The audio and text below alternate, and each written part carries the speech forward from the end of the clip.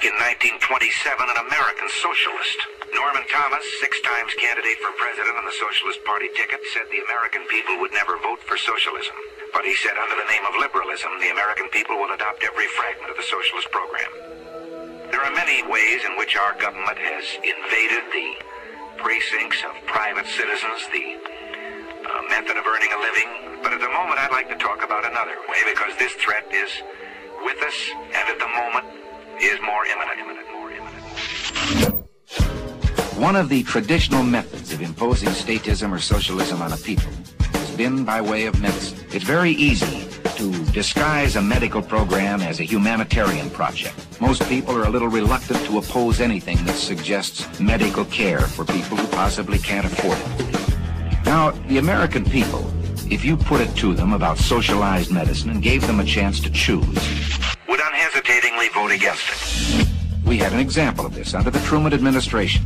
It was proposed that we have a compulsory health insurance program for all people in the United States, and of course the American people unhesitatingly rejected this. So with the American people on record as not wanting socialized medicine, Congressman Ferran said, if we can only break through and get our foot inside the door, then we can expand the program after that. Well, let's see what the socialists themselves had to say about it.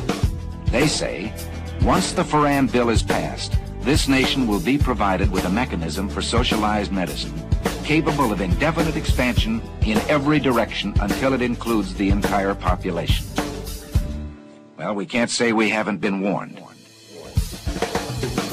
James Madison, in 1788, speaking to the Virginia Convention, said, since the general civilization of mankind, I believe there are more instances of the abridgment of the freedom of the people by gradual and silent encroachment of those in power than by violent and sudden usurpations.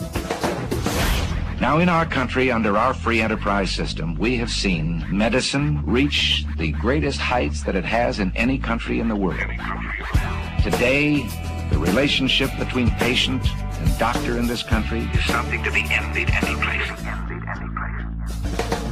The privacy, the care that is given to a person, the right to choose a doctor, the right to go from one doctor to the other. But let's also look from the other side at the freedom the doctor loses. The doctor begins to lose freedoms. It's like telling a lie, and one leads to another. First, you decide that the doctor can have so many patients. They're equally divided among the various doctors by the government. But then the doctors aren't equally divided geographically. So a doctor decides he wants to practice in one town, and the government has to say to him, you can't live in that town. They already have enough doctors. You have to go someplace else. And from here, it's only a short step to dictating where he will go. This is a freedom that I wonder whether any of us have the right to take from any human being. In this country of ours took place the greatest revolution that has ever taken place in the world's history, the only true revolution. Every other revolution simply exchanged one set of rulers for another. But here, for the first time in all the thousands of years of man's relation to man, a little group of men, the founding fathers, for the first time, established the idea that you and I had within ourselves the God-given right and ability to determine our own destiny. This freedom was built into our government with safeguards.